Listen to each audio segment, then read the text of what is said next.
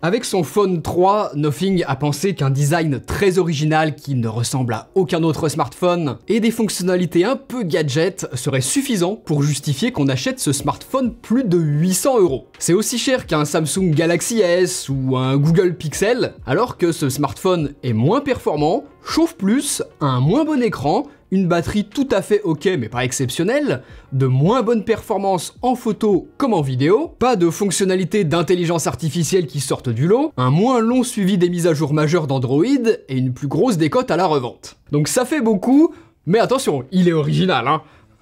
Bon, je suis pas sûr que ce soit suffisant pour un smartphone vendu à ce prix-là, surtout que ça implique le fait que vous le mettrez pas dans une grosse coque de protection où tout ce design à ce moment-là disparaît. Donc ce look si particulier dans une ère où tous les smartphones se copient les uns les autres et se ressemblent tous, et une partie logicielle qui offre des fonctionnalités vraiment uniques, il faut que ce soit ça qui vous séduise vraiment sur ce smartphone. Sinon, je suis désolé, hein, mais je le trouve trop cher par rapport à ce que vous pourriez avoir d'autre. Surtout à plein tarif, où on peut approcher les 1000 € en fonction de la config que l'on choisit. Avant que je vous explique tout ça en détail, Incogni, le sponsor de cette vidéo, peut vous sauver la vie si vous subissez constamment du démarchage téléphonique et que votre boîte mail, comme la mienne, croule sous les spams publicitaires. Et oui, nos infos publiques comme notre nom, notre âge, sexe, adresse et numéro de téléphone, habitudes d'achat, renseignements médicaux et encore plein d'autres choses qui ont soit pu être rendues publiques à travers des fuites de données ou tout simplement vendues par des boutiques chez qui on fait nos achats,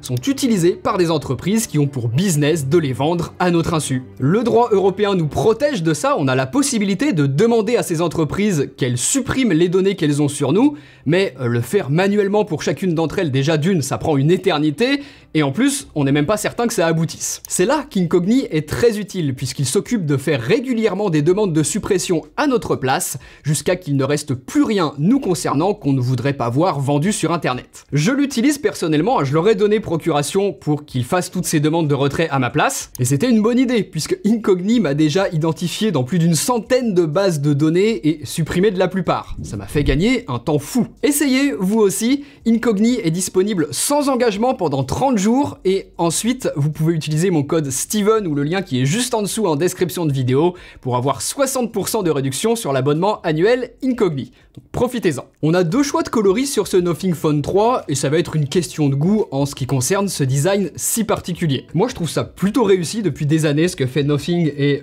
également sur ce nouveau modèle, surtout à une ère où l'immense majorité des constructeurs chinois essayent tous de faire des iPhones, que ce soit sur l'aspect extérieur visuel ou à travers l'interface. Là, Nothing a une vraie identité, aussi bien avec le look extérieur du smartphone que par son logiciel qui ne ressemble à aucun autre. On a par exemple des widgets interactifs, les dossiers peuvent être personnalisés, le look des applications colle bien avec le design si particulier de Nothing, et j'aime aussi beaucoup le mode Always On qui peut être composé de widgets que l'on aura choisi, notamment des réglages système. Moi j'ai par exemple mis ma lampe torche ici. Ensuite, la particularité de ce smartphone et qu'on ne retrouve pas chez d'autres marques, c'est ce bouton dédié ici sur la tranche droite à côté du bouton Power, alors que de l'autre côté on a simplement les boutons de volume. Donc ce bouton il n'est pas programmable, vous ne pourrez pas mettre ce que vous voulez dessus, mais nativement voilà ce qu'il fait.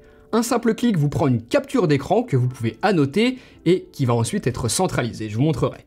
Donc admettons que vous êtes sur un site internet ou sur un réseau social, vous avez simplement à appuyer un petit coup sur ce bouton, ça vous prend la capture d'écran que vous pouvez ensuite annoter avec le champ texte ici juste en dessous, donc soit une description courte ou longue, c'est comme vous voulez, c'est ensuite enregistré.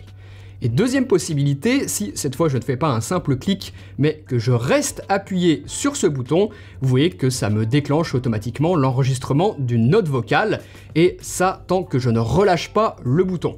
Donc là, si je relâche mon doigt, hop, ma note vocale est enregistrée. Et maintenant, si je fais un double appui sur le bouton, ça m'envoie dans ce menu où sont centralisés tout ce que j'ai enregistré via ce bouton. Donc à la fois mes notes vocales et mes captures d'écran avec les descriptions que j'y aurais ajoutées à la main.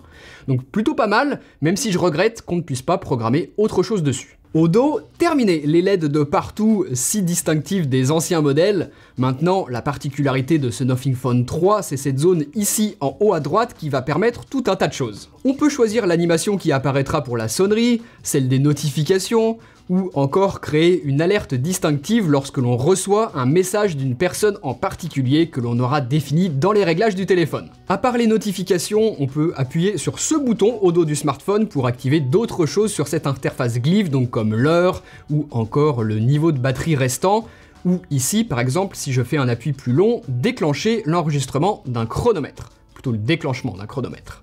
On a également des mini-jeux, donc vous avez celui-ci par exemple, le jeu de la bouteille. Donc voilà, si vous êtes au bar avec des amis, vous pouvez faire ça sur votre smartphone Nothing, même si, oui, il existe des tonnes d'applications gratuites qui permettent de faire ça sur n'importe quel smartphone. Alors, oui, c'est original, d'accord, on a compris, personne ne leur enlèvera ça, mais vous me direz ce que vous en pensez dans les commentaires. Moi, je sais pas si c'était vraiment indispensable. Ou alors, si tout le reste sur ce smartphone était parfait, ce serait un bonus, très bien. Mais c'est pas le cas. Il y a pas mal d'autres choses qui auraient plutôt dû être une priorité lorsqu'on veut sortir un haut de gamme avant de mettre une fonction gadget comme celle-ci. Sur du milieu de gamme, oui, on est habitué à ce que les constructeurs fassent des concessions un petit peu partout pour permettre de faire baisser le prix, c'est tout à fait normal. Par contre, sur du haut de gamme, sur des smartphones à plus de 800 €, c'est tout de suite beaucoup moins l'ambiance. Bon, sauf chez Apple, sur certains modèles, où d'ailleurs on leur reproche, pas du tout normal. Là c'est pareil, sur ce Nothing Phone 3, j'aurais par exemple espéré retrouver la puce la plus performante, puce que l'on va retrouver partout ailleurs sur les autres smartphones Android. C'est pas le cas ici. Alors, c'est pas dramatique, ça n'empêche pas que ce Nothing Phone 3 soit parfaitement fluide, peu importe ce que l'on fait dessus, mais ça peut être limitant dans certains très gros jeux si on veut pousser les graphismes au max en gardant de la fluidité. Et c'est aussi un smartphone qui chauffe assez vite, potentiellement à cause de ça. C'est des défauts sur lesquels on n'est plus habitué sur du haut de gamme, maintenant c'est terminé tout ça. Et je trouve que c'est quand même important. Là, ça fait tâche sur un smartphone à ce prix-là. L'utilisation de cette puce, dans le futur, en fonction des nouveautés que l'on aura liées à l'intelligence artificielle, peut-être que ça empêchera ce Nothing Phone 3 d'en profiter pleinement, il sera peut-être pas assez puissant pour tout avoir. Et enfin, je sais pas si c'est lié, mais ne pas avoir la dernière puce Snapdragon, c'est peut-être ça qui empêche Nothing de garantir autant d'années de mise à jour majeure d'Android que les autres. 5 ans, c'est pas mal du tout, franchement, ça va, mais c'est tout de même 2 ans de moins que Google ou Samsung. Sur l'écran aussi, Nothing a fait quelques petites économies. Alors, il est certes magnifique, c'est de l'OLED avec des bordures fines, franchement c'est très réussi, mais le verre est moins résistant que les concurrents qui utilisent une meilleure protection. Donc c'est un peu bête, surtout lorsqu'on ajoute autant de fonctionnalités qui sont pensées pour un usage du smartphone avec l'écran posé contre une surface. Cet écran, il est aussi très légèrement moins lumineux que celui des Google Pixel et des Samsung Galaxy S, et son taux de rafraîchissement variable n'est pas aussi poussé que chez les concurrents qui peuvent descendre jusqu'à 1 Hz. C'est ce qui permet d'économiser de la batterie sur des tâches statiques et d'augmenter le rafraîchissement dès qu'il y a du mouvement. Là, je ne suis jamais descendu en dessous de 60 Hz. Donc oui, écran magnifique en apparence, mais quand on creuse un petit peu plus loin, on se rend compte qu'il y a quand même des différences significatives par rapport aux écrans utilisés par d'autres constructeurs sur des smartphones haut de gamme, chose qui pourrait impacter positivement l'autonomie, ce qui n'est pas le cas ici. Donc il y avait moyen de faire mieux, mais pour le coup c'est pas vraiment un problème, puisque heureusement l'autonomie générale est bonne sur ce smartphone. Je suis jamais arrivé à court de batterie avant la fin de ma journée avec 6-7 heures d'écran allumé, donc vraiment une autonomie satisfaisante, suffisante pour ne pas avoir besoin d'y penser, sauf si vous jouez beaucoup sur smartphone, puisque là c'est une toute autre histoire. Avec le mode performance activé en jeu, je suis par exemple passé de 100% à 10% de batterie en 2 heures de jeu seulement. Donc si vous êtes plutôt un gros joueur sur mobile, eh bien la chauffe qui survient quand même assez vite et qui est assez relou, on va pas se mentir, l'autonomie qui va descendre assez rapidement, et la puce qui n'est pas la plus puissante et qui ne permet pas de jouer à tous les plus gros jeux avec les graphismes au max et un maximum de FPS, eh ben ça ne fait pas de ce smartphone l'appareil idéal pour les gros gamers. Donc ça concernera pas tout le monde bien heureusement, puisque pour tout le reste, je vous le disais, l'autonomie est bonne, on n'a pas à s'en faire, et on a également de la charge rapide qui n'est pas fulgurante, mais qui est tout de même plus rapide que celle que l'on peut avoir sur les hauts de gamme Google ou Samsung. Ça, c'est vraiment un de leurs problèmes, c'est une des choses qu'on leur reproche depuis des années, et là-dessus, Nothing fait mieux. Ensuite, ce qui sépare un smartphone à 800, 900 € d'un smartphone qui coûte 2 fois moins cher, c'est en grande partie les performances photo et vidéo. J'ai pas mal filmé avec ce Nothing Phone 3, et j'ai des bonnes vidéos faites avec, mais sans plus. J'avais pas franchement l'impression de filmer avec un haut de gamme. Pour moi, par exemple, Samsung reste clairement le meilleur sur Android pour filmer. Google va un peu être un cran en dessous, mais tout de même meilleur que ce que l'on peut faire avec celui-ci, et principalement pour une raison. Là, je me suis rapidement retrouvé à ne plus pouvoir filmer avec. Régulièrement, en filmant en 4K, je me retrouve avec le smartphone qui est bouillant. Il chauffe hyper rapidement et fort, ce qui fait que la luminosité de l'écran descend automatiquement, et filmer dans ces conditions-là en extérieur sous le soleil, bah on voit juste plus rien. Donc qu'un smartphone chauffe lorsque l'on filme sous le soleil avec sa luminosité qui descend automatiquement pour prévenir ça, c'est normal, ça arrive à tous les smartphones, c'est chiant, mais c'est le cas sur tous. Donc je veux pas accabler celui-ci plutôt qu'un autre, mais là ce qui m'a vraiment dérangé, c'est la vitesse à laquelle cette chauffe survient par rapport aux autres modèles. Rapidement, je me trouve limité, alors que pourtant c'était pas non plus la canicule, hein.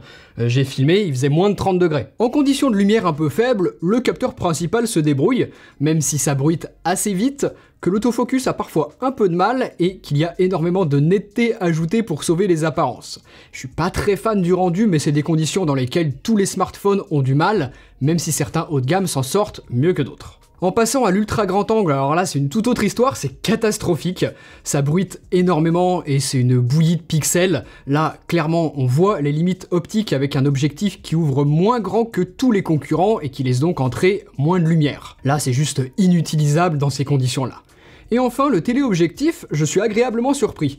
C'est évidemment compliqué une fois de plus, mais là, pour le coup, j'ai vu pire ailleurs.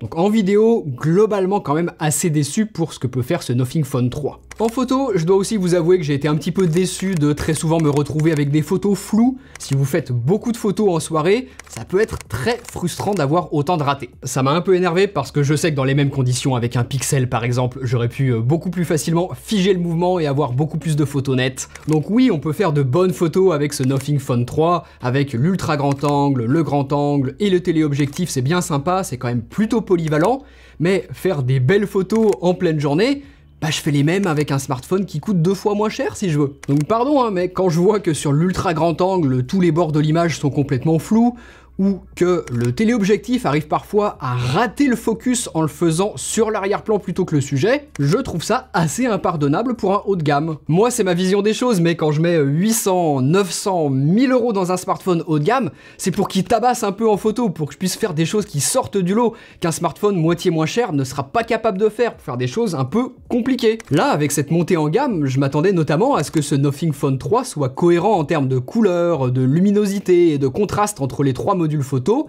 et c'est souvent pas le cas. Google a un mode nuit exceptionnel sur ses pixels, vous pouvez voir les étoiles avec. Samsung est excellent et ultra complet partout, photo comme vidéo avec des fonctionnalités uniques. Là, sur ce Nothing Phone 3, c'est juste correct. Rien qui le fait sortir du lot, alors qu'à ce prix-là, il devrait. Oui, l'identité visuelle de Nothing est super, ça fait du bien dans ce marché des smartphones où on se fait un peu chier avec tous les modèles qui se ressemblent tous. Mais malheureusement, c'est pas suffisant quand on a négligé autant de choses à côté pour un haut de gamme. Je sais pas si on a banalisé le fait de mettre 900 € pour acheter un smartphone, mais c'est tout de même une sacrée somme. Et quand on dépense autant, pour moi, on devrait pouvoir avoir vraiment quelque chose d'excellent. Jouer à pierre-feuille-ciseaux tout seul contre mon propre téléphone, c'est pas suffisant. Il y a tout de même plein de choses qui sont très bien dessus, faites pas dire ce que j'ai pas dit, c'est un bon smartphone. Mais c'est un bon smartphone à 600, 700 €, pas 850 comme il est vendu là au lancement. Je trouve que Nothing s'est un peu emballé sur sa montée en gamme. Je pourrais pas sincèrement conseiller à un ami de l'acheter à ce prix-là, donc je vous donne le même conseil. Attendez. Je vous laisse un lien juste en dessous dans la description de vidéo pour surveiller l'évolution du prix, puisque comme tout smartphone Android et encore plus les hauts de gamme, son prix va baisser au fur et à mesure que les semaines et les mois vont passer. Et au bout d'un moment, oui, ça en fera un bon smartphone que je pourrais vous conseiller. Il y a plein de bonnes choses dessus qui en feront un appareil que vous allez adorer si vous le payez au bon prix. Donc attendez un petit peu. Si vous avez vraiment besoin d'un smartphone sans attendre, vous pouvez aller voir mes autres tests sur la chaîne YouTube, il y en a globalement pour tous les budgets. Salut!